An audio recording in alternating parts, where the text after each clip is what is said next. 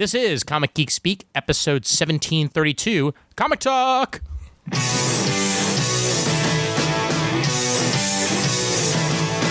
got it on Wednesday, and you were psyched about it going to the volume up. These guys will talk about it, everything the geeks love. From capes to laser beams, opinions like the seasons on everything you read in comics, movies, games, toys, artists, Comic Geek Speak, Comic Geek Speak, Comic Geek Speak, Comic Geek Speak, Comic Geek. Uniting the world's mightiest heroes, this is... I'm Ian Levinstein. I'm Adam Murdo. And I'm Chris Everett.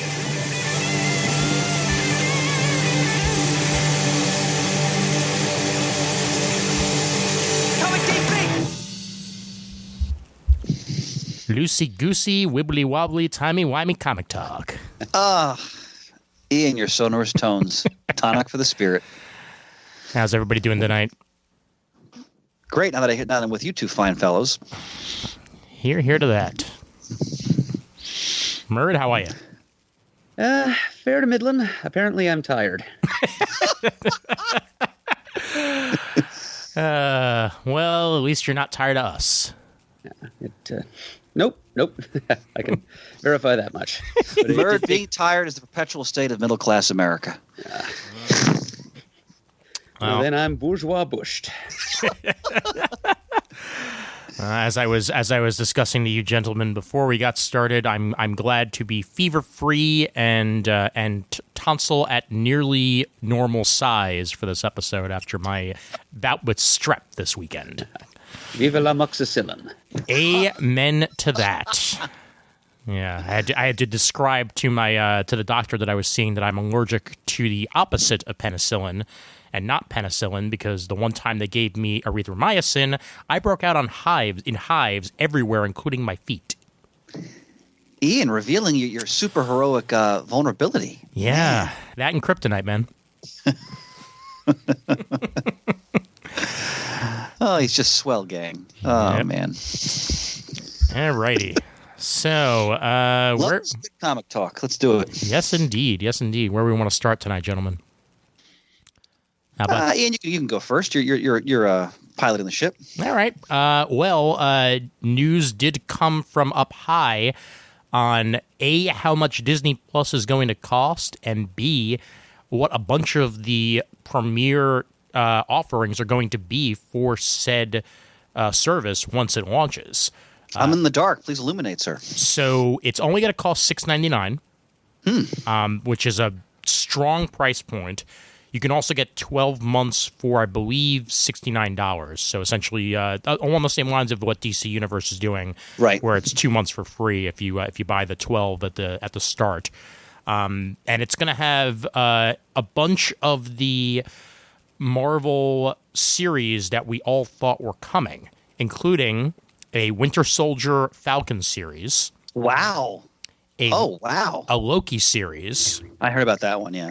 A series featuring Wanda Maximoff and Vision, which is actually going to be called WandaVision.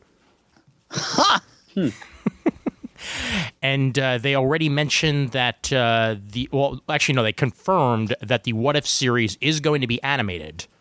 Oh, fantastic! Which then leads them to be able to do a lot more with it. Yes. And one of the very first episodes is going to feature what if Peggy Carter had become Captain America. Oh, wow. Will she be voicing the character? She will indeed. Oh, terrific. Yep. And also, Star Wars The Mandalorian will be a launch title for this. And that's live action? That is live action, okay. Directed and showrun by I believe, why am I blanking on his name all of a sudden now? Iron Man. Jon Favreau. Yes, Jon Favreau, yes. Oh, terrific. Mm-hmm. And he's going to be the man behind that. And pretty much every single Disney movie ever is going to be available on this service. And Marvel and Star Wars, I imagine. Yep. Once the deal with Netflix is officially done, you'll see the bulk of everything there, but everything going forward from this moment, including Captain Marvel and Endgame and all that, will be exclusive to Disney Plus. That won't even go to Netflix. And when is this starting? I believe the launch date is later this year. Okay. And let me get the exact date on it. But it's a strong push, and they're already talking about potentially bundling this as a 1, 2, 3 combo with Hulu and ESPN. For those who are already using those services, that might make it a little bit cheaper. Considering how much they already own, it makes sense. November 12th is the launch for this series. Well, Winter Soldier and the Falcon, that's exciting. Yeah. Wow. It really is, yeah. And they have That mentioned one. that these will affect the movies. That these are not just one-offs that are only existing in a vacuum, like what ABC's series have essentially done. That these will be, referenced in one way or another in the movies to come. Is there any indication that they may bring the Netflix series characters onto this channel? Not at this time. Okay. And to be honest, there's probably more of a chance of them coming to Hulu than it is to Disney Plus. I got you. Especially now that AT&T sold its share in Hulu, meaning that Disney has like a 60% share of Hulu. Okay. Now. So it's essentially their other streaming service, which is why you'll see shows go to Hulu that are Marvel as much as you'll see them go to Disney Plus, just because they have that outstanding relationship. Yeah, because I got a deal on Hulu through this. I think it's through this fall where it's at 99 cents a month. Nice. So very cool. Oh, that's great. I mean, well, how do we feel about the colossus that is now Disney? Well, it's a little scary. I'll fully admit that. It's not all fun and games. I mean, even though I'm excited to see Fantastic Four back where it belongs and the X-Men and what have you. Plus, I mean, Deadpool. Come on, Deadpool could have interactions with the Avengers, which is a very weird concept to think of in my head. But at the same time, they have a lot of control here, and at the same, that means that what they say essentially goes for a lot of movies out there. It's gonna be very interesting to see where we go in the future here. Well, if one thing I'll say, and I mean, I totally concur with your sentiment, but one thing I will say is, if Kevin Feige continues to have his hand on the tiller, yeah, and I've been very impressed with their how they've captured the spirit of the source material, how they clearly are demonstrating, reverence to the spirit of the source material in so many ways. If that continues, I'll be one happy camper. Yeah. So, and like you said, we've talked this on previous episodes as well, so I won't belabor too much. But I mean, Fantastic Four and Doctor Doom is something that and Silver Surfer for that matter. Yeah. Is something I'm extremely excited about. And again, if they have the same approach, I'm confident that we'll finally get the FF movie we've been waiting for I don't know how many decades now. I'll also bring up that the quote-unquote final season of Star Wars The Clone Wars will be premiering on the Disney Plus service as well. Well, I didn't realize that show hadn't ended. It technically did, but just like Young Justice, they're bringing it back. All right. There was essentially an entirely unproduced season of the show that sat dormant for forever, which I think they released like the 6 episodes that were completed straight to Netflix. And now this is going to continue the story that never got a chance to be completed. Well, one thing that excites me about this is that I only saw season 1 of Rebels, which I thought was tremendous. Yeah. And I saw the long form episode of opening of season 2 with Vader. So I'm excited. I'm sure they'll put all that on the channel as well. So I'll definitely want to watch all that. So, it's funny because when you think about monopoly, when you think about just the colossal corporate power and influence in our country right now, which I'm sure is going to be a big topic in the next presidential election. Yeah. It's interesting to look at it through this entertainment lens, because on the one hand, as a geek, I'm very excited for all the new possibilities when it comes to show entertainment. But then you think about it economically, politically, it gives me pause. So there's that struggle in my own, peanut gallery mind when I think about these types of issues. Sure. There's obviously far more pressing and important topics in the country right now, a multitude actually, but it's an interesting little conundrum to think about. I mean, how does creativity how will that be affected? Like, again, if the wrong people or person is in charge down the road, what effect will that have on quality, on the independent spirit of directors, of writers? Because there's always that fear when you get into corporate monopoly. What kind of thumb's going to come down on the scale in a sense, and will that be a benevolent thing, or will it be something that's really going to stifle and churn out garbage? Sure. So it'll be interesting to see how it plays out. Definitely, yeah. Speaking of Star Wars, yes. All right, let me say right off the bat, I wept. I mean, so we'll talk about this teaser. So Ryan sends me the link to it because I'm always the last person to know because I'm still writing my name on the cave wall with feces. So I'm the last person to know, and because I never go on Facebook, so I must have watched it like 50 times this past weekend. Maybe, not 50, at least 20. And gentlemen, I got to tell you, obviously it's just a teaser, so there's all kinds of silly theories already online and so forth. But just the images that were there, and that opening scene, like a Wild West showdown, so to speak. Just the chills running up and down my spine, and the music, and just the images they chose. I mean, hearing Billy D. Williams laugh as he pilots the Falcon, that's when the tears started streaming down my cheeks. And then, of course, the insidious cackle at the end. And I will say this: I have long worshipped at the secular church of J.J. Abrams. And he has never let me down in anything I've watched that he's produced, television or film. I am thoroughly excited for this movie, and I have high expectations. So, do you think the secular church of J.J. Abrams is licensed to perform exorcisms? Because it seems to have done so for the secular demon of Rian Johnson. Well, Murd, funny you mentioned that because that's definitely been a lot of the scuttlebutt. Even when I talked to some students in class, because I didn't think The Last Jedi was terrible. I mean, I enjoyed it. I enjoyed The Force Awakens far more.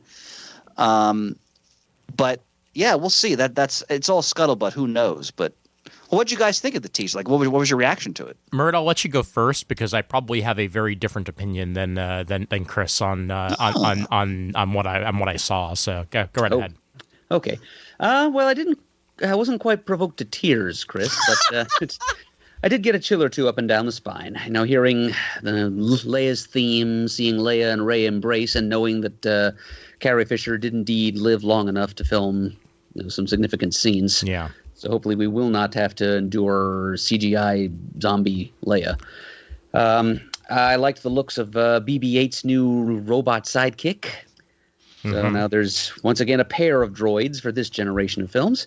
Lando piloting the Falcon again was a major thrill for me as well, Chris.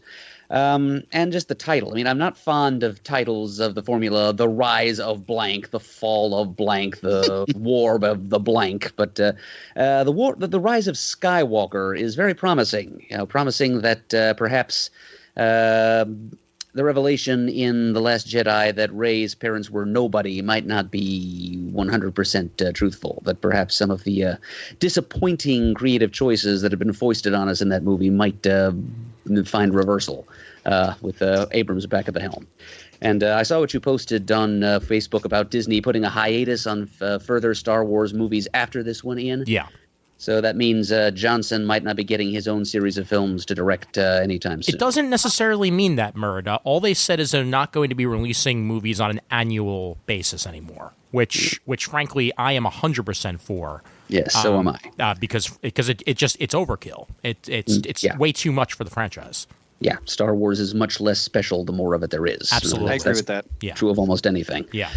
So anyway, what I saw there was heartening, and it does give me a new hope, to coin a phrase, that Episode 9 will be more enjoyable than I thought it would be in the weeks and months following my viewing of The Last Jedi, which I I probably didn't even like as much as Chris did. There were parts of it that did give me that Star Wars thrill that I'm looking for, but as time passes, I remember more and more the stuff I didn't like, which is too bad, and it's as much me as it is anything else. But anyway, this was the right, as Chris would say, this was a tonic for the spirit to see this trailer. Especially, I watched it this past Sunday after a fairly tiring weekend, and it lifted my spirits a bit. And plus, seeing that vestige of the Death Star, that excited me as well. I don't know if that's Endor or Yavin, but yeah, I actually didn't notice a Death Star, so I only watched it once, I think. But I'm sorry you mentioned that, Chris, because I kind of don't want there to be yet another Death Star type super. Oh no, Murd, it's wreckage from one of the two that were destroyed. Oh, okay, that's acceptable. Yeah. So my thing about J.J. Abrams is I appreciate J.J. Abrams for the things that he starts. Almost like what Kylo Ren's line is. You know, like, I will finish what you started.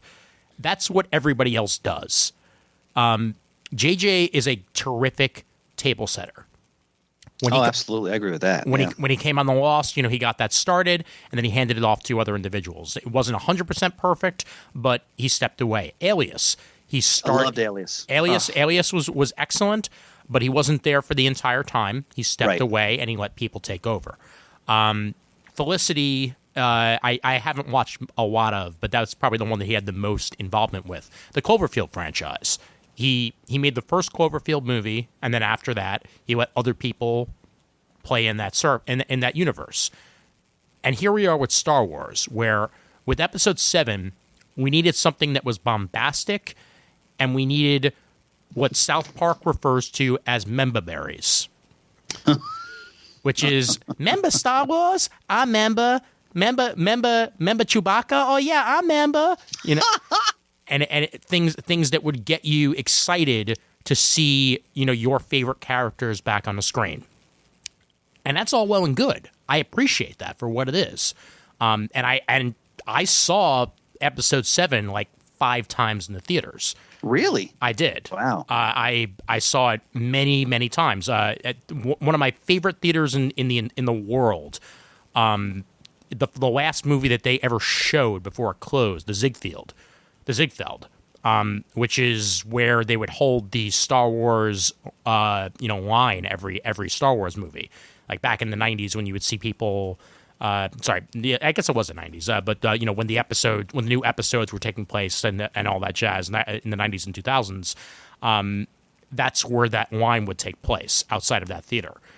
It's since shuttered, and the last movie that it showed was Episode 7. I saw it the first time there, and I saw it the last time there because it just happened to close while it was still showing it. And then I went to see Episode 8, and I frickin' loved it. I loved it more than Episode 7 because it gave me something different, and it gave me something unique, and it gave me something further away from the member berries. It was trying to separate it from what came before while at the same time honoring and respecting it. And I'm not really in the camp of them saying that Rey is, the daughter of a nobody is necessarily a bad thing. I agree with you on that, actually. Yeah, because there were way too many people thinking, "Ooh, is it Luke's daughter? Like, ooh, is it someone we've seen before? Ooh, is it Palpatine's daughter?" Crazy theories being thrown out there. And frankly, before Luke knew he was a Skywalker, he was a nobody. And frankly, before Anakin knew he was anybody, he was a nobody. Yep. So the strongest of the Jedi are nobodies that then drive themselves further and stronger and strengthen themselves and learn and evolve and adapt. And I was perfectly okay with Luke's arc in The Last Jedi because he was the Yoda of the piece. Yep. And he played himself as such. And I felt it worked beautifully. And I take the title of this movie, The Rise of Skywalker, specifically Rise of Skywalker, that I would not be surprised if Rey takes the term takes it as a term or a badge as much as it is a last name. It could also become like the name of a new order of Yes. Jedi, essentially. Exactly. Because Maybe she names a spacecraft after Luke. Yeah. it's possible, yeah. But think of how many times Luke said that it's time for the Jedi to fall. So maybe this is what the new Jedi are. They're Skywalkers. And, That's I think that's a very plausible theory, because you also think about that. You know, the Jedi, when you go back to the prequels, the Jedi failed miserably because they failed to detect, yes, you know, the serpent in the garden, so to speak. Mm-hmm. And also, you know, I don't know if they'd really go into this, but their whole celibacy thing was ludicrous. and you know, and that helped push Anakin down right. the path he went, because he wasn't supposed to be allowed to marry and, you know, all that. So I can see where Luke felt, look, any order or organization, it can't go on forever, and inevitably, as things start to stagnate, and then you get into trouble. So that's all very. I think it's a very plausible theory. Yeah. Ian. But bringing JJ back to conclude this is, again, what worries me the most, because he very rarely finishes things. He's very rarely brought on to conclude arcs, and I'm just so on the edge of my seat that it's not just member berries, that it's something new that makes me want to see what will come next, as opposed to here's all this stuff that happened in Return of the Jedi happening again, or here's all this stuff happening in previous Star Wars movies happening again. Like I'm thrilled to see Lando again. Oh God, yeah. But I worry that they're going to use him too much and take away from the characters that they're trying to build for the next generation. Again, this is totally out of my rectum guesswork. Yeah. Which is just part of the fun. But I don't think they're going to use him too much. I think he'll probably die in the movie. Fair. And two, I think it's really going to center on Rey. What the hell's her companion's name? Oh, Finn. Finn and Poe. Yeah. And if you look at the teaser, granted, these are little glimpses, but you know, they show them together, especially in that scene where they see the remnant of the Death Star cannon. Yep. And you know, they have Chewie and the droids there too, as like probably as you know, supporting characters. But you know, I think your concern there will be addressed appropriately. I hope so. I mean, I honestly do. I really do. I look to the future on these things, and Star Wars in movie form has very often not done that for me past the original three. Even though I enjoyed Rogue One for what it was, and look forward to the Rogue One series that's also going to be on Disney Plus. That's right. But still, that only gave me so much, and Solo for me fell flat for the most part. I posted about that on Facebook that I dug Solo actually. I dug Solo. It's adequate for me. It's no, and I mean that in the most respectful way possible. Like it's just sort of there, and to me didn't actually really add too much to the overall mythos of the characters. Keep going, gentlemen. I'll be right back. Hold on 1 second. Mm-hmm. Yeah, I mean, and Murd, I forget what you thought about Solo. We were all fairly enthusiastic about Solo, actually. Yeah, like it came off to me like I could see which parts were directed by which director, and which parts had to be salvaged, because I know that there were two very different voices on that movie, and it was hard to keep that track, which I get. But also, to me, I don't know, Han Solo has just always sort of been Han Solo. Like, I didn't really need to know what his last name was. Like, that was not on my list of reveals that needed to be made for Han. So it's just, I don't know, it was there, and I saw it, and I'm like, all right, I saw it. It didn't really, you know, I didn't hate it, I didn't love it. It was just sort of there. So my issue, because I just watched Solo again, maybe like maybe a month ago or so. Really fun. The best part of it is I'm terrible with names tonight. The guy who played young Lando. Oh yes, Glover. Yeah, Donald Glover. He was the best part of the movie. Oh, absolutely. And who's the actress from Game of Thrones? Oh. I can't remember anybody's name. I'm like showing my age terribly. Now I can't think of her name because of course Amelia Clark. Yes, Amelia Clark. Yeah, I mean, the minute somebody says she's- the minute that anybody says the words, "Can you remember that name?" Everybody forgets what name you're talking about. So I totally. And I always enjoy anything she does. Sure. You know what? It's a quibble with Solo because I really enjoyed it. Yeah. His voice is wrong. Like by the end, I believe the posture, the charm, the swashbuckling was all there. Yeah. But Harrison Ford has a deep voice and like a powerful, like, for lack of a better term, like manly voice. That's very much lack of a better term. This guy's voice is nasal and pinched, and like that's the only. It's a minor quibble, but that was just the one thing where it's like, that doesn't work. Like that's, I'm sure they could have figured something out where that would have been a more seamless transition. But sure, be that as it may, that was. It was fun, but I understand your concerns, going forward, Ian. But we're just gonna have to wait and see. But you made a good point about J.J. Abrams because you're right. He lays the groundwork. He's the visionary, right? But I'm pulling for it. And I really now. How do you feel about Palpatine apparently coming back in this movie? And that's another one of my major worries there because that is member berry out the wazoo. I mean, that is completely pulling from the villain bank. Like, hey, this guy was scary, and not only was this guy scary, this guy was scary for 6 movies. So let's bring him back and make him scary for number 9. And I don't know. They just better do it right. That's it. I'm 100% in the camp, and I'm sure as hell going to be there opening day. And I have very high hopes that this is going to wow me. And if it doesn't, then I'm sure you'll all hear about it because I'll definitely be talking about it for a while. Oh, of course. And I look forward to that. Stay tuned, ladies and gentlemen. Yep. December 2019. Whatever number episode that's going to be. Put it on your calendars, people. Yep. Murd, you had some travels recently, didn't you? Yeah. Just this past weekend, I went on an extended trip back to one of my alma maters, Bowling Green, Ohio, home of Bowling Green State University, where I earned my Master of Arts degree in Popular Culture Studies. And I was invited back there by one of my old friends from the faculty there, Dr. Chuck Coletta, who's also been a CGS listener for a long time. He is in the pop culture faculty, and he and another guy from the pop culture faculty named Matt Donahue, both of whom I knew at Bowling Green. They put together a conference on the subject of Batman in honor of his 80th anniversary. Nice. Wow.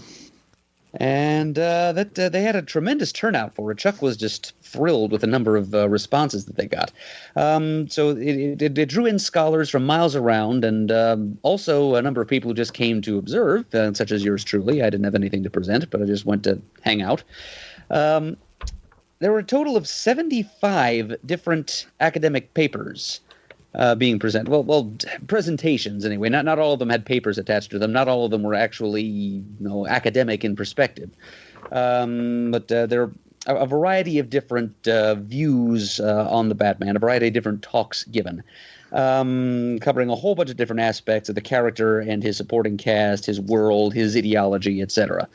And this was spread out over 2 days of Bat content. Like day one was this past Friday, the 12th, and this is from 9 a.m. to 7 p.m. with an hour break for lunch. And then Saturday was almost as long again. And there were different batteries of Bat lectures going on simultaneously, concurrently in 2 different rooms in the Jerome Library on campus. I didn't realize that I'd had to choose at certain times between which presentations I could view because there were a lot of good ones from which to choose. Now, as I said, there's like 75 of them, so I'm not going to recite all of them to you or to the listeners. But the very first one got things off to a great start. It was called "How to Horrify Batman." And it's basically about the elements of horror that sometimes appear in Batman stories and how difficult it is to hybridize true, pure horror as defined by a particular scholarly writer on the horror genre, a person by the name of Carroll, whose 1990 book is considered seminal on the subject. The way Carroll defines horror just doesn't make it very compatible with the superhero genre, because superheroes are all about the resistance of fear, and they're fairly conservative of the status quo. So the kind of destructive, visceral fear, disgust reactions, the kind of death and carnage that is required for true horror, just it either doesn't happen or it's neutralized by the steadfastness of the hero figures. And he runs down a little bit of the rogues gallery as well in talking about this. But his basic point was that the superheroes and horror are all but immiscible. So even though Batman has always been quite horror adjacent, more so than most other superheroes you could name, horror doesn't really stick to him as much as it might. Sure. So that was just the first salvo in this day. There were a lot of different presentations. There were over 100 people in attendance. People came from. There were two people who came from Banaras Hindu University in India to present at this thing. Wow. And I felt kind of bad because their accents were very thick and they spoke very fast with no intonation. So I'm afraid I had almost no idea what points they were trying to make. But I'm glad that they made the trip. A couple of other people who came in from Germany and gave presentations. I had a little easier time understanding them. The winner for farthest traveled was a guy who came in from Tokyo. Oh, my God. Now, and he, like our friend Alan Bowman, hi Al, he's American-born, but he lives in Tokyo. His name is Tim Young, and he is one of several podcasters that were in attendance at this thing. Yes, Tim Young, he co-hosted a podcast called Deconstructing Comics, which has been running for almost as long as ours, actually. It got started in late 2005. Oh, wow. Opposed to March 2005, which is the date of birth for Comic Geek Speak. And he's also the co-host of a podcast called To the Bat Polls, a research project into Batman 66. Where they, among other things, one of their episode formats is to take one of the teleplays for the old Adam West Batman series and just kind of read it aloud and then pick it apart as they go. They were able to get their hands on these things because they're actually in the permanent collection of all places, the University of Wyoming at Laramie. And they were able to get access to those and make copies, and they actually scan them and put them online so that the listeners can read along. And it's kind of interesting to pick apart these these episodes that are so well known and so frequently rewatched to longtime Batman geeks, just to see what they were like in print and how they changed in their realization on film. So yeah, that's you can find them at tothebatpolls.libsyn.com if you're interested. Holy Wyoming Batman. Ian, you rapier wit you. Yeah, there are a few other podcasters were there too. Most of them part of the Batman Universe family of podcasts, which can be explored further at thebatmanuniverse.net. There was one called Robin Everybody Loves the Drake. Yeah, I thought you'd get a kick out of that one, Ian. It's basically a Tim Drake fan cast that also talks about other Robins. Sold. Yeah. There was actually a lot of play given to the various members of the Bat family, not just Batman himself. A lot of Robin panels, a lot of feminist scholars talking about the various Batgirls or Oracle. But Barbara Gordon was a popular topic, either as Oracle or as Batgirl. There was a little bit of talk about Batwoman. A lot of emphasis on Batman's love life. Mm-hmm. Yeah, so there were a few mentions of the abortive Bat wedding. A lot of focus on Batman films. Matt would have been interested in this. One of the Saturday topics was the world's greatest detective at the movies, recontextualizing and decontextualizing Batman's investigative techniques or lack thereof in the movies. And that's like most of the talks given. These talks were mostly 15 minutes each, so people had to pare down their thoughts to whittle them down to a very, very, very fine point. But what this guy basically did was watch all the Batman movies and count, just like a measure based on three main categories of detective work, how much actual detective or police work was done by the Dark Knight in his various film appearances. And do you want to know which Batman movie had the most legitimate police work or investigative techniques in it? Do tell. The 1966 Adam West movie. Because the dynamic duo were officially deputized by the police. Wow. Various members of the Nolan trilogy came in second. I would have never guessed. I can't wait for. We will eventually do a retro movie review of that film because there's so much to talk about. Oh man! True enough, some days you just can't get rid of a bomb, or a shark for that matter. So don't leave home without your shark repellent. Yep, and make sure it's clearly labeled. Mm-hmm. Oh, yeah, there was just a bunch of different, well, like I said, 75 different possible things to listen to. There were a lot of talks on the Joker. Of all the Batman villains, he's by far the one that's most frequently analyzed in scholarly terms. Sure. There was one interesting, one little series of talks that was of interest. One guy analyzed, he spent his entire 15 minutes just talking about the 2-page Batman origin recap done by Alex Ross. For that little mini-series of superhero origins he did for those tabloid-sized specials that he written by Paul Dini. Oh, yes, of course. Okay. So the 2-page origin sequence from Batman War on Crime. And he spent 15 minutes just picking that apart in terms of various modes of modernism, like modernism, postmodernism, and metamodernism. How Alex Ross took sampled quotations from various different moments in the multifarious history of Batman, the different iterations of Batman's past, and managed to put them all together. And he spent time analyzing the art as well, just the visual elements, not just fetishizing the text, which, as he rightly points out, is what too many scholars tend to do when they're talking about comic characters. This guy gave some attention to the art. And right after that, Batarang X marks the spot. Batman comics and Cold War imperatives in the 1950s. Oh. Wow. This was a guy from Ohio State.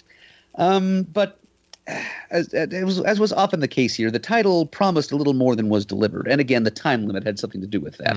But he focused almost exclusively on not so much Cold War imperatives as attempts by creators to include pro-science and technology messages into 1950s Bat comics. So not much in the way of commie smashing, which is what I would have expected. In Soviet Russia, Batarang throws you. Ian, you're on fire tonight, man. Wow. Always, sir. Always. Murd, this sounds like it was a fascinating weekend. I'm granted. So we kind of just going from one quick seminar to the next, basically, or it was basically just going back and forth between the two rooms, which are right next to each other, so that was easy to do. I got a chance to hang out for a good bit of that time. I saw Chuck, for one thing, who was, as I said, he was all over the place, keeping things organized, doing everything from validating people's parking to keeping the schedule running swiftly, and we inevitably fell behind a couple of times because some of the presentations were just a little longer than they ought to have been, and also refilling like the chip basket over on the snack table. He was doing it all. He and Matt Donahue, not Donahue. So they didn't actually present anything, but they were kept busy enough just making sure all the other presentations went smoothly. But we all gave them as much thanks and applause as we could for just putting this whole thing together, and the response was, well, beyond Chuck's wildest dreams. I was able to hang out with my old faculty friend Jeremy Wallach, who was a member of my thesis committee. He read my crisis thesis, poor guy, and he's still friends with me after all this time. He and his wife Esther are both on the Bowling Green pop culture faculty and got to hang out and learn some new things about Batman along with me. And there were some special celebrity guests on hand, too, because two of the keynote speakers, one of them was another member of the Bowling Green faculty, Dr. Jeff Brown, who recently published a book about Batman called Batman and the Multiplicity of Identity. I've actually heard of that book. Okay, go figure. Yep. Don't try seeking out a copy just yet because it's only out in hardcover. It costs like $120. It's being marketed to school libraries at this point, so wait until next year when it's due to come out in paperback. Understood. And he gave a talk about, let me see if I can find the title of his talk. Batman and Sons, Family and Patriarchal Authority. Nice. Yeah, so he's a very popular lecturer at Bowling Green. Very, very charismatic guy, good at breaking down academic concepts to undergrad terms. And he gave a little PowerPoint. A lot of people had visual aids, little PowerPoint presentations. He's always been very good at illustrating his talks that way by showing little slides of consumer goods that underline his point. So he talked about Batman as father figure and what patriarchy and fatherhood tends to mean to superheroes in general, and especially to Batman. And also about the downside of that, the virtual absence of the mother figure, or her presence as like a toxic figure in the male superheroes' lives, or even in female superheroes' lives. He mentioned Lady Shiva as toxic mother to Cassandra Cain. Yeah. It was there was a lot of love for Cassandra too. There were a few presenters who identified her as like one of their favorite characters in all of comics. I'm happy to hear it because her time as Batgirl was very, very well done, honestly. And then she had to be turned into a villain. Yeah. I mean, she turned back eventually. Right. She's orphaned now in the current continuity. Exactly. Yeah. I mean, basically, she stepped aside from being Batgirl so that another Cassandra could take her place. And then, no, my mistake, Stephanie. I always, for some reason, I always think her name is Cassandra in my head until I say it out loud, and I'm like, no, it's Stephanie, silly. Well, that's only because there are three different people with names that sound a lot like Cassie in Young Justice. Exactly. Yeah. I lose track. Yeah. Stephanie Brown took the place as Batgirl for a while. And Cassie went off to the side, and then she came back as Orphan, and still around today. And they actually just introduced her into Young Justice season 3, which I'll wax poetic on in a few moments. So okay, let me just motor through this here to give you a chance to do that. Oh no, please take your time. And by the way, to the listeners out there, Sir Eberly had to step aside for parental reasons, and hopefully he'll be back before the episode concludes. So if you're wondering why you haven't heard him say "outstanding" in a while, that's why. I knew it was probably something. Anyway, do continue, sir. We can rest assured that Cassie Cain was made a villain as a result of an editorial imperative. Oh, so definitely. Yeah. Don't throw brickbats at the writer in that case. No. Yeah. Well, that's the same reason how Dick Grayson almost died like 4 times because Dan DiDio really wanted them dead. Apparently. Or at least he liked teasing the fans about wanting him dead. Yeah, right? And got people to keep listening to him. Let's see. A couple of the thing that I was about to mention a couple of keynote speakers. I think I'll save that for a couple of minutes from now until Chris gets back. He might appreciate hearing this. Let's see. There was a little brace of panels about Batman and popular music, where we had Bill Shirk, the retired sound archivist for the Ray and Pat Brown Library of Popular Culture at Bowling Green. Wow. Which is one of very few collegiate libraries of its kind in the country. Chuck actually gave some special tours of the place over lunch break. Well, I don't know if he actually gave the tours. He just kind of facilitated them, and the library staff took care of the rest. But anyway, he came down and played a few different versions of the Batman theme, both Neil Hefti's and Nelson Riddle's, and a surf rock song called Batman. And I was disappointed he didn't get to Jan and Dean Meet the Batman, but he was already well over his time by the time he was finished. I don't know if I've ever heard that one. Yeah, it's one of the things mentioned in Hero A Go-Go, tomorrow's publication about the camp age of comics in the mid to late 60s. Oh, boy.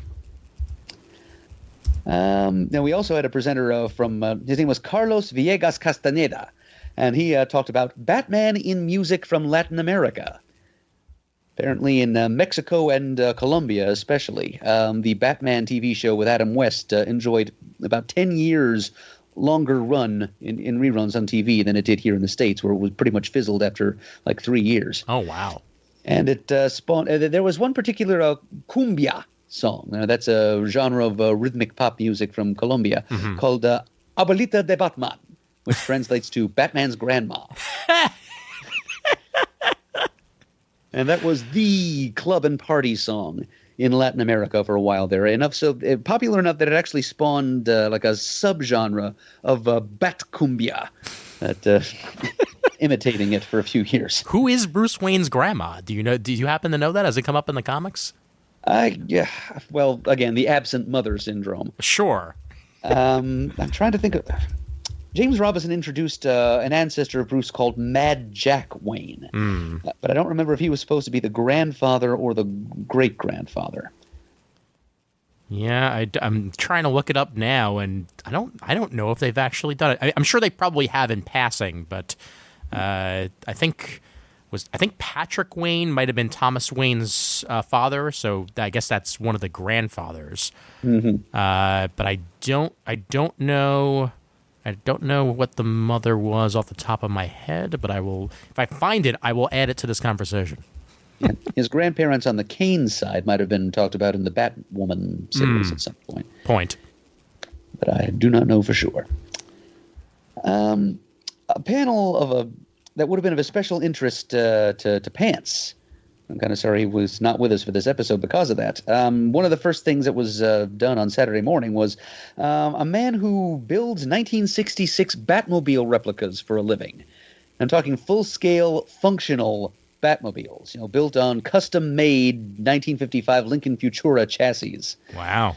This guy's not messing around. He's got his own little company that does nothing but this. It's called Fiberglass Freaks. They're based in Logansport, Indiana.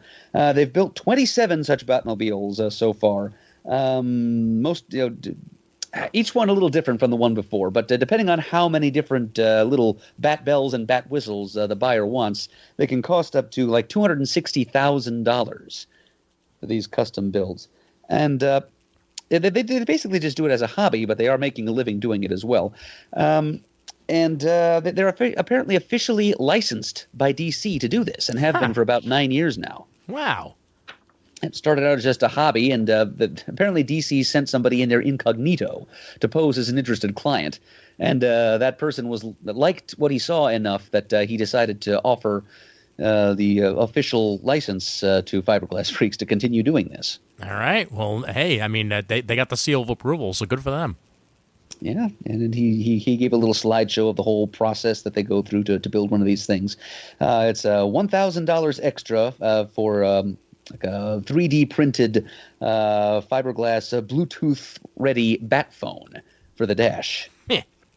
And they take pride in the fact that every single little blinking switch, button, and dial on the dashboard actually does something. So that's one up on the original model. And there's even like a propane, like a very large propane torch in the back to act as the bat flames. But of course, because you got to use propane and propane accessories. Yes. You dang right. I'll tell you what. So yeah, that was one of the most fun lectures anyway. It wasn't exactly very academic in nature, but many different perspectives. Not all of them necessarily scholarly. There were a few, as I said, podcasters present, and they mostly just did the kind of thing that we do. Just sit around and share personal reminiscences and taste judgments about various bat products.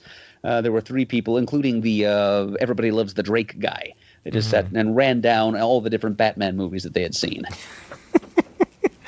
And then he waxed poetic on his favorite Drake's cakes. It would have been, that would not have been inappropriate, I don't think. See, that's popular culture studies for you. I mean, they eschew elitism of all kinds, so they're certainly not going to shun a more grassroots perspective on the character, in amongst all the rarefied, hoity-toity, like Aristotelian perspectives, for example. I mean that literally, because there was one guy who just talked about how you can use the Aristotelian definitions of tragedy and comedy as laid forth in the Poetics to analyze different Batman stories and classify them as tragedy or comedy. In case you're wondering, Hush is a tragedy, and The Dark Knight Returns by Frank Miller was a comedy. I would have never guessed. Or Dark Knight Strikes Back, excuse me. Dark Knight Strikes Back, yes, definitely. That much I could tell. Oh boy! So, out of everything you learned this weekend, what do you think was the most intriguing or interesting for you? Well, one fact that I have earmarked here is that just to draw a thin, tenuous connection between Batman and Bowling Green. Dick Sprang comes from Fremont, Ohio, which is like 20 miles to the east. Oh, wow. Yeah, that was something that Chuck himself told me. So even if he didn't deliver a paper, he did tell me something interesting there. Well, how about that? As far as one single fact that I found most interesting, I don't know. I actually did take quite a few notes, Ian, knowing all along that I wouldn't be able to read them all on the air. Sure. But just for my own edification, I'm going to hold on to these notes. I'm going to put them inside my conference program and store them. Very good. Archive them so I can dig them out years into the future and remember having learned all these things once and then immediately forgetting them. Which is usually what happens to me when I go to talks. I'm like, wow, that was fascinating. I'm going to have to research that later. And then, of course, I go home and I turn squirrel and do something entirely different. Yes, that was fascinating while it lasted. Exactly. Very good, man. Very good. Sounds like it was a really fun weekend. Yeah, it was. It was every bit as much fun as going to a comic convention, just minus all the stressful crowds and shopping and stuff. It was just boiled it down to the fun parts that involve sitting in a room and listening to people talk. That's what this was. And you know what? There were even celebrity guests. Because that was what I was about to talk about. Sure. I think Chris is just going to have to listen to this when he gets back from That's fine. parenting. But the two Batman professionals that were on hand were the former DC writers Dan Mishkin, who was a Bowling Green pop culture grad student at one time, like me. He's the co-creator of Blue Devil and Amethyst Princess of Gemworld. Nice. His collaborator Gary Cohn was also a Bowling Green pop culture grad student. He said that people always assume that they met at Bowling Green or they met at DC, but in actuality they met at Cohn's bar mitzvah. Shabbat shalom. Yeah, so that's the origin of that partnership. His talk was called Growing Gotham, Making Metropolis, Building the DC Universe. So the first part of the talk was pretty similar to my Bowling Green thesis, actually, talking about the origins of shared universe storytelling in comics. At some point, it just kind of degenerated into like a visual resume of the stuff that he personally wrote at DC. But I get the feeling that him and the other pro speaker that showed up, I think they kind of just have like a set script for these events that they attend, and it's probably not much different at a convention than it is at an academic symposium. Sure. And they're not going to rewrite the script too much just because this is happening on a college campus as opposed to at a Comic-Con. Right. But yeah, he talked about all the different comics that he wrote for DC in the 80s, including a couple of Batman stories, and one Batman story that he never actually got to print. It was going to deal with race issues in Gotham City. It depicts riots that occurred in Gotham after the assassination of Martin Luther King Jr. Wow. It was going to involve blues musicians in some way. Oh, boy. And it was going to be called Batman Black and Blue. Huh. And was art ever put to it? Is it sitting in a drawer somewhere, or is it just a script that was just never used? I don't think it ever got that far. There was another story that was put into a drawer someplace after he submitted it that did finally see print in some Batman, like 80-page spectacular clearance one-shot thing about, 10 years ago or so. Okay. And and Michigan wasn't even aware of that happening until somebody some fan contacted him and said, "Hey, they're going to use this story of yours." And I guess eventually he got the royalty check. And he did say that any bitterness he may feel toward DC for any treatment he may have received is always it's always allayed by the arrival of those royalty checks, which does happen from time to time. But of course, yeah. Yes, he mentioned that Blue Devil is supposed to be appearing in an upcoming live-action Swamp Thing series. Yes, I think I heard about that. That could be interesting, and he's showed back up in the comics recently as well. I know or at least I've seen him around. Heroes in Crisis. I think I saw Red Devil, and I'm pretty sure Blue Devil was on a page or two. So he's definitely around. Yep. If Red Devil was one of those that snuffed it at the compound. It is in Heroes in highly Crisis. possible. Yeah. Yeah, then Blue Devil would probably be sniffing around for answers too, just as surely as Ollie was about Roy and so forth. Yep. And Amethyst is playing heavily into the Young Justice series right now. All right, so yeah, he's probably seeing quite a few Warner AT&T checks right now. I'm not sure if does he get royalties for comics along with TV or just use in media? I'm not going to pretend to know how it works. Okay. But Yeah. but he does get checks from time to time. All right. Fair enough. Whatever reason. Yep. And the other speaker, the other pro guest, was Mike W. Barr. Oh wow, that's a good one. Yep. So he's the creator of the Outsiders team, creator of the Maze Agency, and he too confined himself mainly to talking about his own career. But he didn't assign like a grandiose title. It was pretty obvious from go that he was just going to talk about his own time writing Batman, and really, what else would we expect Mike W. Barr to talk about? Sure. Yeah. And that the good timing as well, since there's a new Outsider series premiering soon at DC. So that's. It feels like all of these guys are their characters are still relevant today. Gentlemen, I have returned. You are good. Because I was just telling Ian about the speech that Mike W. Barr gave at the Batman conference. Oh, wow. And a couple of bullet points I made note of because I found them interesting enough to relay on. He was both writer and editor of Batman and the Outsiders. At first, which was somewhat common practice at DC in the mid-'80s. Roy Thomas both wrote and edited a few things also. But he was fired from his position as editor. He was allowed to keep writing it, but he was he had the editor chair taken away from him because, in his words, he says that the reason for this is because he spoke up in defense of Bill Finger as co-creator of Batman. Really? Wow. And he was fired for that?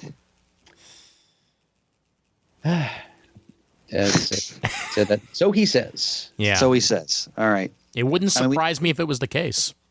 Yeah, I mean, you never know the full story when it comes to political issues like that, office politics and so forth, but it wouldn't surprise me either. Don't get me started. That's a huge pet peeve of mine, what happened with Bill Finger. I still don't agree with the fact that they say with Bill Finger, which I still think is inappropriate. It should be Bill Finger with Bob Kane as far as I'm concerned. I agree with you entirely. But at least his name's up there in some capacity. All of that's there's not much that burns my britches when it comes to comics these days, but that still does. That despicable.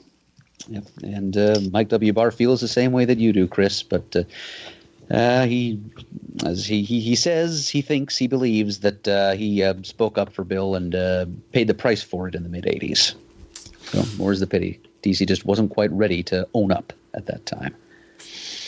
So it goes. So that's just a few of the many interesting talks that were given in the course of the weekend. I wasn't even able to stay for all of them. I needed to get home by the end of the night Saturday because I am dog sitting for my parents this week. And a 13-year-old golden retriever's bladder is not patient. I can understand that.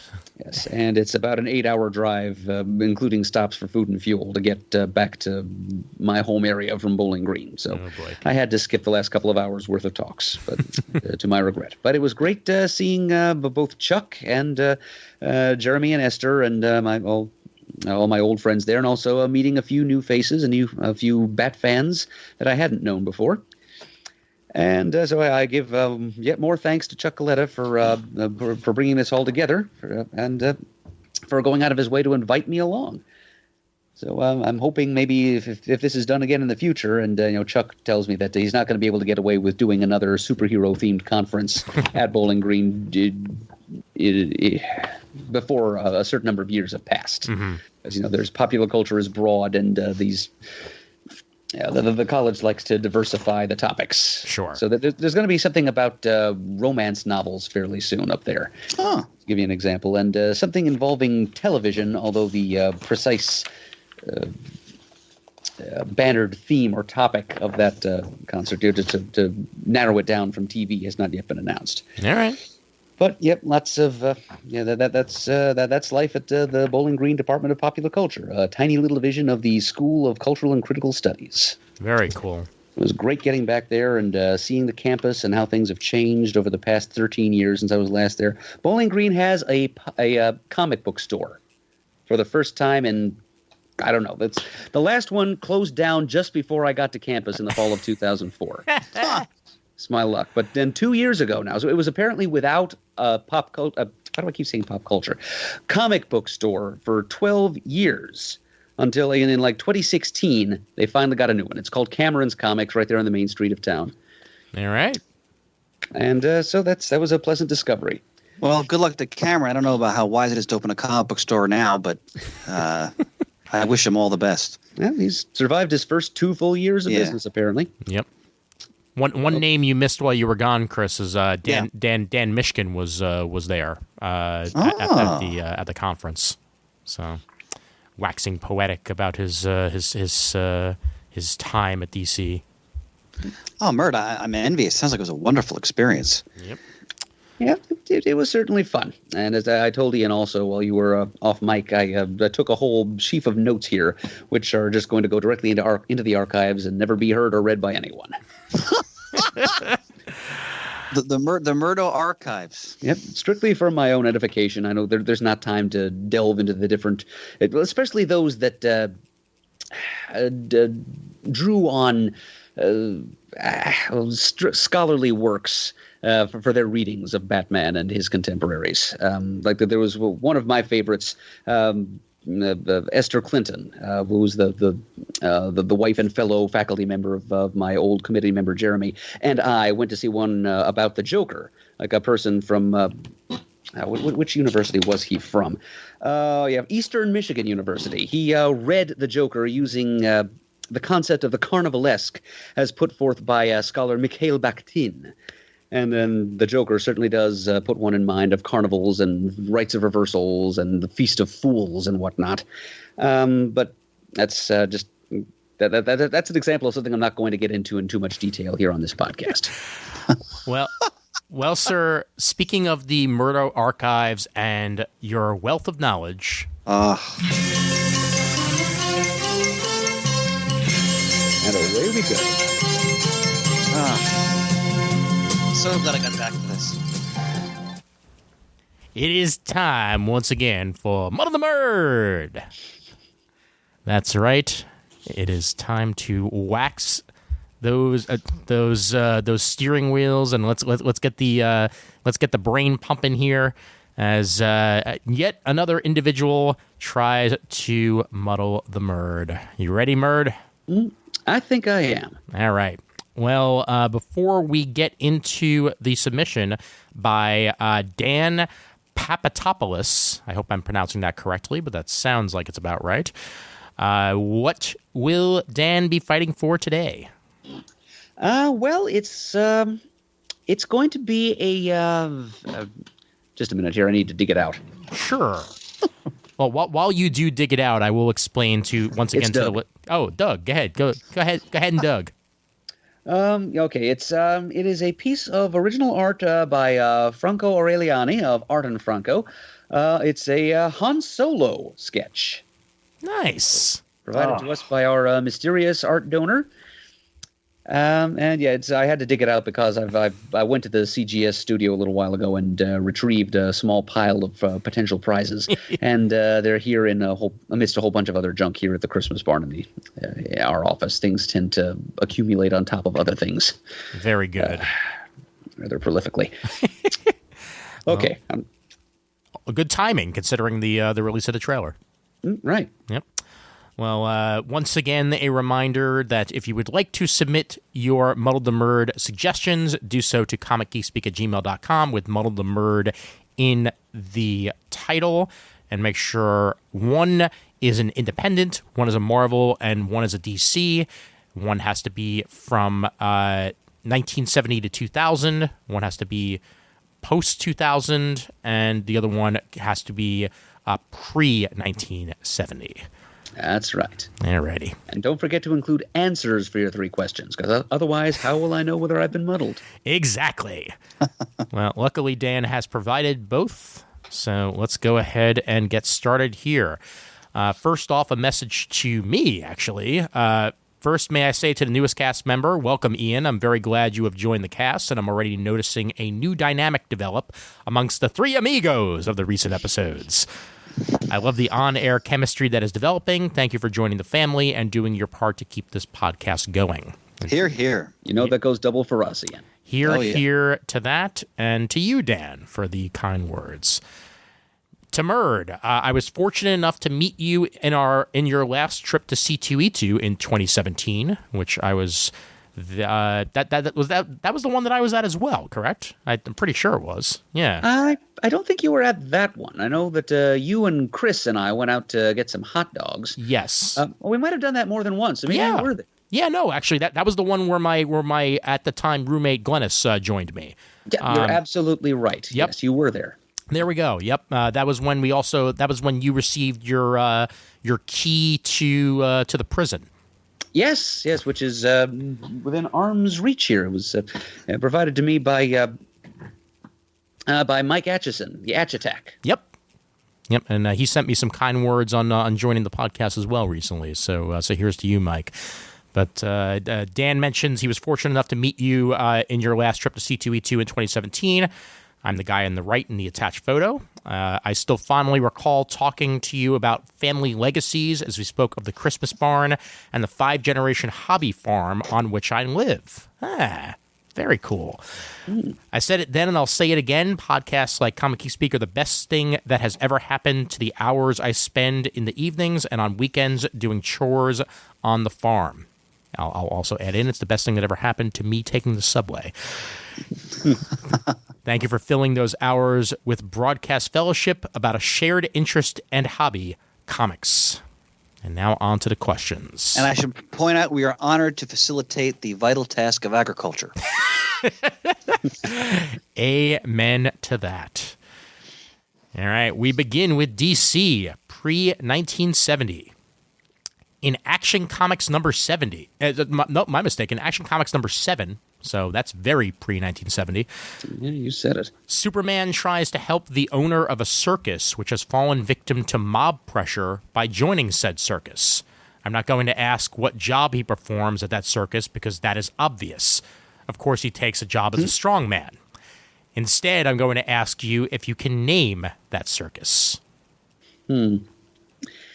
The answer is almost certainly that I cannot.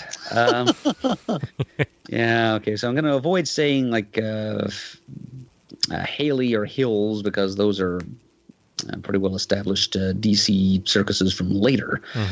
Oh, boy. Grambling Brothers Circus. Chris, any guess? Oh. This is Action Comics 7, you said? Action Comics 7. Okay. The Smile Circus. I don't know. I believe, Ridiculous. actually, I believe I can fly. It's the Jordan Circus. Oh. God, Ian. What? This is like a wow. Hey, come on. It's too easy. It's Superman and Michael Jordan. I mean, come on.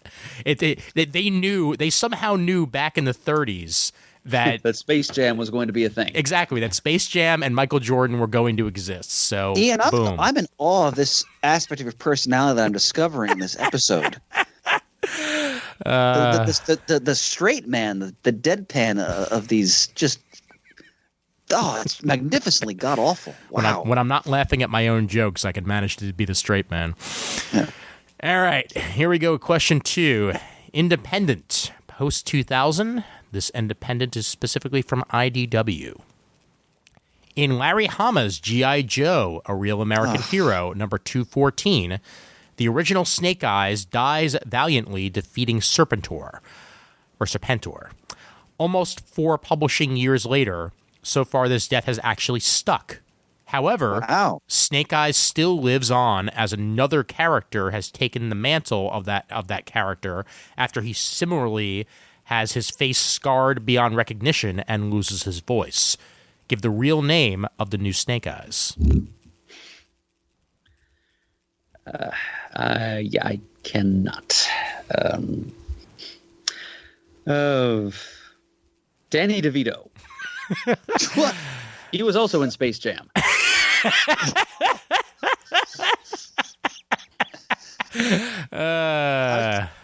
May I make a guess, Ian? Sure, go right ahead. Because I kept up with the Hammer stuff recently, but I didn't know that Snake Eyes had died. Storm Shadow? No. The correct answer is Sean Collins. Okay. That is the real name of the new Snake Eyes. All right. No relation to Danny DeVito that I know of. Or Space Jam. All right. All right. One to go. One to go, and we go Marvel 1970 to 2000. In Amazing Spider-Man number 344, we are introduced to Cardiac. He and Spider-Man are independently investigating the drug operation of Justin Hammer. Mr. Hammer employs a certain member of Spidey's Rogues Gallery to protect his operation from Cardiac and Spider-Man. Name this hired muscle. Yeah, I'm pretty sure that when it was pretty close to new, Matt owned this comic and that I read it. But remembering the villains that he employed, I'm going to say Scorpion. Chris, a guess? I can picture the cover. Is it the Rhino? Rhino! Correct. Oh, damn it, that was going to be my second guess. In fact, he even says, judges, I'll leave it up to your discretion, but personally I think that Murd needs to utter Rhino's name with the proper inflection and enthusiasm, or else I believe that this should be a muddle. Well, I do remember Rhino having some kind of special membrane over his face that made it web-proof, but I think that's actually older than the story in question. Yeah, so I know he was on Hammer's payroll, but darn it, wrong one. Oh well. so close, so far, muddled by Rhino. So, congratulations, Dan, and thank you very much for helping to keep the wheels of American agriculture turning. Because living in a rural area as I do, I know how important the work that you do is. So I'll be only too happy to mail out to you this Han Solo drawing. Probably using close to the last of the funds remaining that were handed to me at that same C2E2 convention where I met you, Dan, by your fellow listener, Kurt Schmidt. And I thank Kurt for underwriting my Muddle the Murd mailing expenses for the past couple of years. It certainly lasted a while. Yeah. It has, yeah. But it helps that I haven't gotten as muddled as often as I might. Ha-ha. Speaking of Spider-Man, may I wax rhapsodic for a moment? Please, by all means. Okay. So I killed this episode end without discussing the first issue of Spider-Man Life Story, which I got in my shipment, last month's shipment.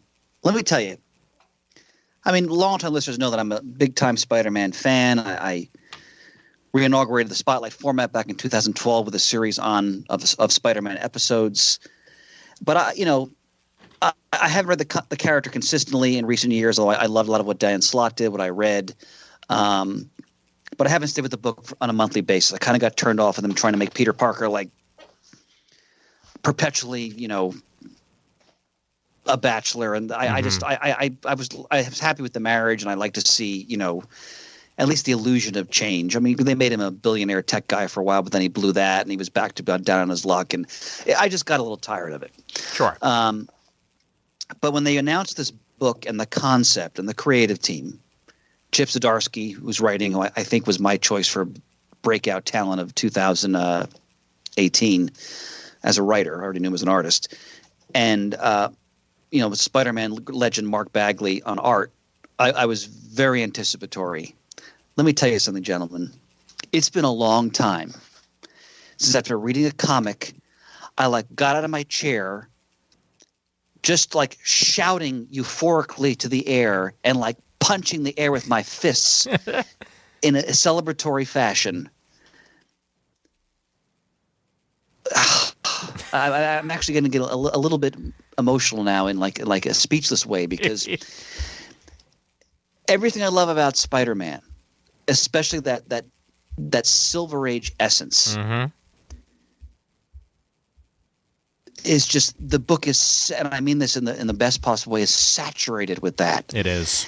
And from the writing, the voice of all the characters, and I don't want to spoil everything if you haven't read it yet, so I won't go into too much detail, but the way he captures the feel of that era, it's one of the best Spider-Man comics I've read in years.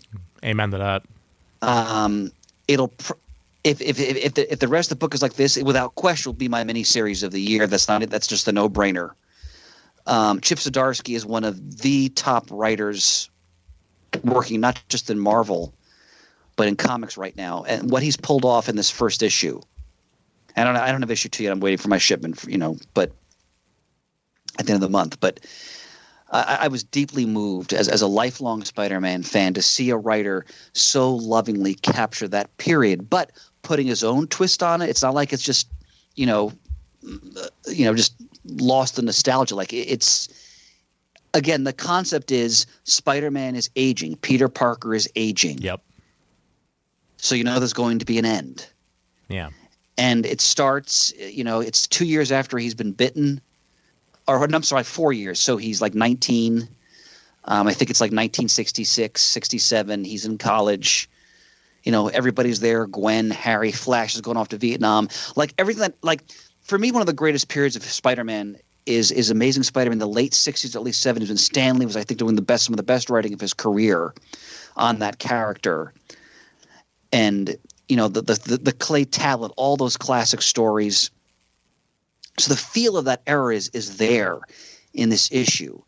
But it's an Elseworld in a sense, because it's aging and there's change. And Mark Bagley, except for John Romita Sr., draws the most beautiful Gwen Stacy I've ever seen. Mm-hmm. And again, without spoiling anything, Gwen becomes a real character, because Gwen, as much as I love the character in the 60s and 70s, she died, and that in many ways that was what's most important about that character. They didn't develop her the way they developed Mary Jane. And in just this one issue, wow, they really developed Gwen as a character. And you guys know what I'm talking about when it comes to the end of that issue. Definitely. And what happens. And, an absolutely terrifying Norman Osborn, as he should be. And, they show different villains and, all the subplots. It's all there. It's Spider-Man in the 60s. But they established by the end that it's going to go – because there's going to be change. He's going to age, and it's finite. It's going in directions you don't anticipate. And how they apply the Vietnam War in the story, and the complexity of that war and the contours of that war, and how they bring Steve Rogers into that. Gentlemen, I got to tell you, it didn't bring tears to my eyes, but the emotion of reading that story and everything I love about the character, which, look, they're properties. They're going to go on for as long as they're going to make money with them. And for me as a reader, sometimes that makes the reading experience not that very satisfying, because that in the end, a lot of it's not going to mean that much. The story is going to mean something. Yep. So if you're speaking to the listeners, if you're a Spider-Man fan, or if you just love great comics, especially great Marvel comics, if you haven't read this, please go out and get this issue.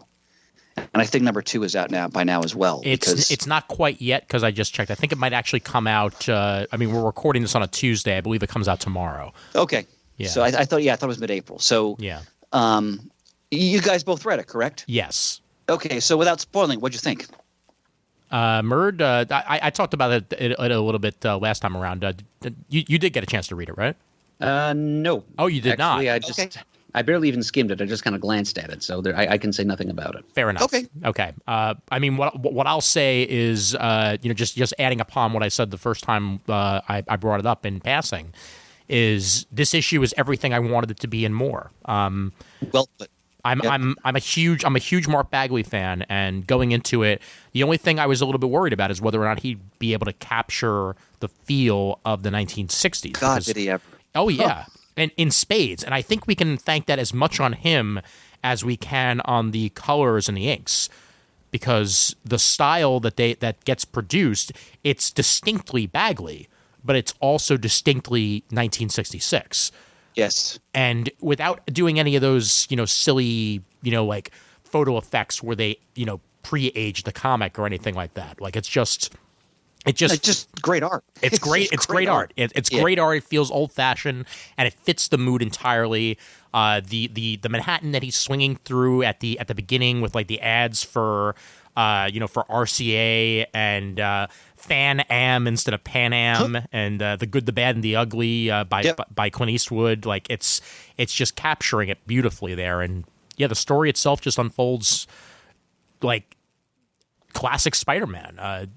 Norman Osborn, as you said, is menacing and also at the same time in a way thrilling.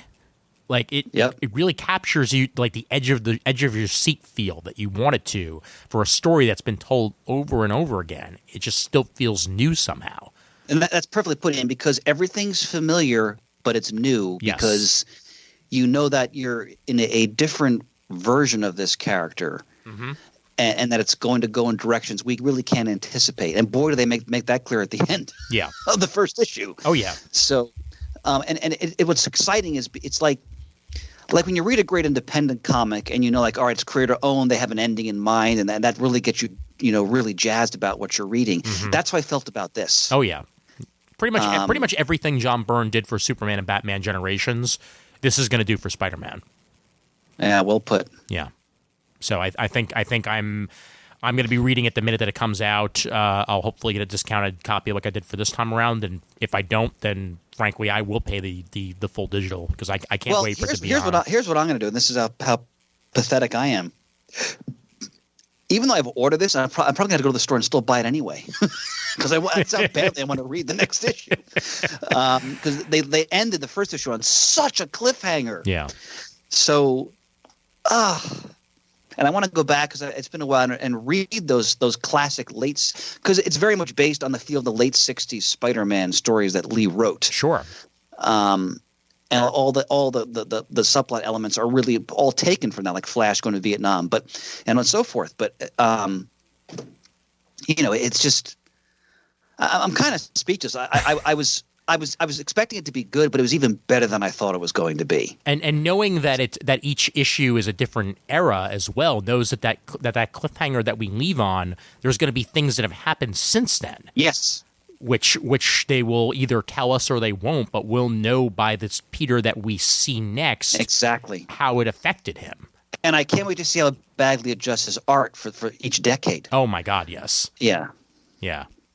Great stuff, and I'm with you there, Chris. I mean, I'll certainly let you nominate it as Best Limited, but it's easily to be. I easily see it being my Best Limited series of the year, no question about it. And bear in mind, ladies and gentlemen, we're talking about this after just one issue. That's how freaking good this is. Oh my God, yes. So, yeah, good stuff. Good stuff. Yeah. Thanks for that. Orgasmic moment, gentlemen. No question. I'll save the bulk of our conversation on this until both of us have had. All three of us have had a chance to read it. Indeed. But I will mention Detective Comics 1000. I just read through it earlier today, and let me just go through the creators on this book real quick. Bendis, Paul Dini, Warren Ellis, Jeff Johns, Tom King, Denny O'Neil, Chris Priest, Kevin Smith, Scott Snyder, Peter Tomasi, James Tynion IV. Pencilers, Neil Adams, Greg Capullo, Becky Cloonan, Amanda Connor, Tony Daniel, Steve Epting, Jason Fabok, Mikhail Janin, Joel Jones, Kelly Jones, Jim Lee, Doug Monkey, Alex Maleev. Yeah, I've got it in my hand. I haven't read it, and I'm looking through it, and boy, what a roster! It's outstanding. I'll say that while the Steve Epting drawn part of the book is not my favorite story, it is easily my favorite art, just because of the way he captures Batman in such a unique perspective, and there's this one page where he manages to like engulf the entire page in darkness, and then just there's this bat silhouette on it that is just so thrilling. It's the Denny O'Neil written issue too. Well, and I'm excited that it's the Christopher Priest story is drawn by Neil Adams. Yep. Yeah. Holy. Well, definitely talk about this when Murd and I have read it. No question about it. And they reunite the classic Daredevil team with Bendis and Malev here too. They do. Yes. Wow. Yeah. And they're also leading towards future storylines in the book, because I know Tomasi is taking over Detective as of 1001. So they lead into what his story is going to be as the last one. But I think Chris Priest may also have a story that he's doing with Batman soon, because his ends sort of on a cliffhanger, and it wouldn't surprise me if they're going to pick that up somehow. Well, that's exciting, because I wanted to mention I've just been catching up on his Deathstroke run, because I felt like maybe about 3 months behind. Mm-hmm. Let me tell you, the stuff he's doing on Deathstroke is just sensational. And I'm not just saying this because everybody knows I'm a slobbering Christopher Priest fan, but he just did a whole arc on Deathstroke and Arkham and the ramifications of that, and he's just playing around with reality. It's so well done. If you're a Deathstroke fan, you've not read this series, highest recommendation. It's outstanding. Other books I got a chance to catch up on. I read through the rest of the Sasquatch arc of Immortal Hulk. I'm behind that. I can't wait to catch up. And it ends. Ooh boy, the way that Sasquatch arc ends is thrilling. That's all I'll put it, is that it did not go the direction that I thought it was going to go, and it is very much going to change the way you view the Hulk, and also the Green Door, which they introduce in the series. When it is left open, it is scary what might come out. All right. Very, very, very, very good stuff there. And that's just about all I read since the last time we spoke. I did read an issue of Young Justice that got me caught up, and all I'll say about that is reunited and it feels so good. Oh, I love to go a minstrel on us there. When I try to sing, sometimes it works, sometimes it don't. And caught up on Heroes in Crisis as well, but I think that's another thing that can be saved until the series is all said and done at this point, because it's a whole lot of setup, and I still don't quite know where it's going. So I'm with you on that, but I'm enjoying it. Same here. What I will touch on is I made the purchase of DC Universe finally, and the DC Universe Online's online service, and they had an introductory rate of that was essentially $1, so I went ahead and gave that a go, and I think I'm keeping it for the long term, just because of what they have to offer so far. Comics wise, I really haven't had a chance to dig deep into it, but I did start season 3 of Young Justice, and it is just as good as it ever was, if not even more so. This season is known as Young Justice Outsiders. And it begins with the Justice League, part of its membership, deciding that it's going to leave the league, because they feel like they're being their hands are being tied by their partnership with the UN. So Batman and a bunch of others leave and start doing their own thing.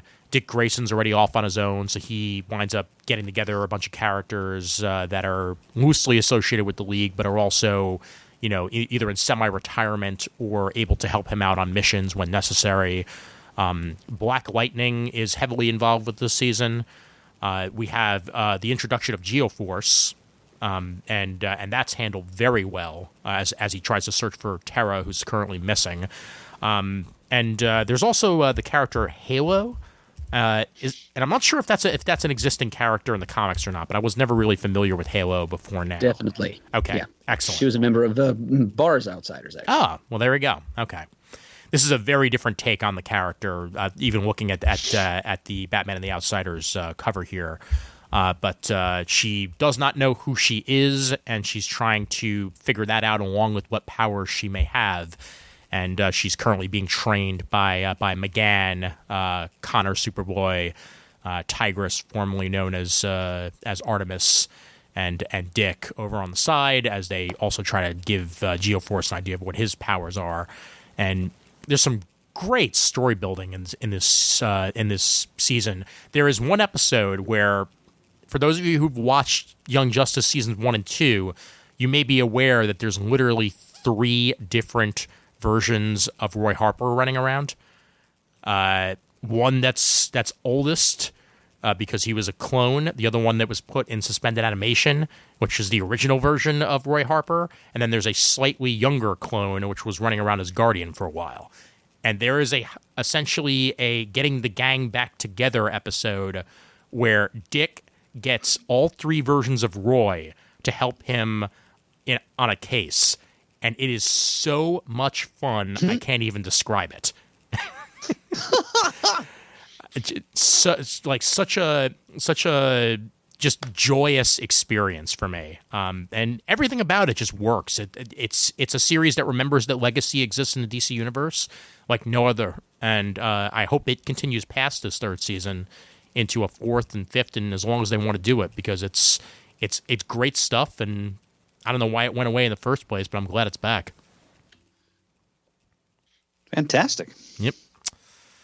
And that's all I have. Next thing I will be watching is the Justice League versus the Fatal Five, which just got released and is now available on DC Universe Online. So I'll have that to report on next episode. Ian, we appreciate the field report. Here. Anything else, gentlemen? Anything else, gentlemen? Go ahead, Murd. I'm sorry. Well, I wanted for some time now. Actually, I wanted to give a special shout out to listener Malachi Ward, who is a cartoonist. He sent a very nice image of Rex Tyler's Our Man to us at the studio some time ago, and I got to meet him in person at the Emerald City Convention. He was a few tables down from Buzz. Cousin Buzz. Nice. And I forgot to mention him when I gave my rundown of Emerald City a little while ago, and I've felt bad about it ever since. So, hi, Malachi. It was nice to meet you in person. So there is that. And something from the CGS mailbag. Just so the fellow who sent it to us, listener Brian Kane, who goes by Brian on the forums, sent something along to the studio, which I picked up at the same time as I picked up my Muddle the Murd prizes. When we were doing the nominations for the Best of 2018 awards, one of the nominations that I mentioned aloud for that didn't quite garner enough support to get on the ballot for best like a single issue one shot or original graphic novel, the Terrible Elizabeth Dumb Against the Devils in Suits is what it was called, and Brian had a copy of this that he sent along so that I could see it for myself. It was put out by Image Comics. It was written and drawn by Arabson Assis, who is a Brazilian cartoonist. And it's the story of a rebellious teenage girl whose father tries to barter her to the devil to pay off a lien the devil has on the father's soul. It's an interesting, riotous kind of read. It's about music and morality and family structure and struggle, and the devil himself is kind of an interesting character. And the translation to English from the Portuguese is it's adapted by James Robinson. Oh wow! Oh, so it's just like this. It reads like a, kind of like a 70s action movie that just kind of spills all across the Brazilian countryside as Elizabeth Dumb tries to fight back against this fate that her father is trying to foist on her here. So yeah, I haven't read it all the way through yet. It's kind of been sitting here at the Christmas barn, and my reading time has been taken up primarily by reading old Shazam comics for an upcoming project. But thank you, Brian, for sending this in to us so that I could see just what this comic with the fascinating title was really all about. And just something that the James Robinson completist should have for his or her library. Neither I nor the listeners have no idea what future project you're talking about. Then you haven't been paying attention. Wah, wah. But very, very cool. I'll have to check that out, especially now that I know that it's James Robinson. Very good. I'll happily hand my copy off to you after. It's really our copy. I don't think it's for me exclusively. It was sent to the show, so I can hand this copy off to you next time I see you. Sounds good to me, sir. All right. I think we've shot our bolt, gentlemen. I believe we have. Well, then, what happens when we shot our bolt? We go ahead and let people know all the things that they can find us at. So, Murd, are you ready to roll? Ready, Freddy. All right. If you'd like to send us an email, our address is comic@gmail.com. Call 267-702-6642. You can like us on Facebook. You can follow us on Twitter, where our handle is @ComicGeeks. Go to thecomicforums.vanillacommunity.com, which is our forums, where you can leave feedback about this and many other episodes of our podcast, and also engage in the topic discussions with your fellow CGS listeners and comic geeks on a variety of subjects, both relating to the show and not. I would like to give special thanks to those of you who have donated monetarily to the show in the past. Really appreciate it. The show would not be what it is today without your support. And as always, we're uniting the world's mightiest heroes, one listener at a time.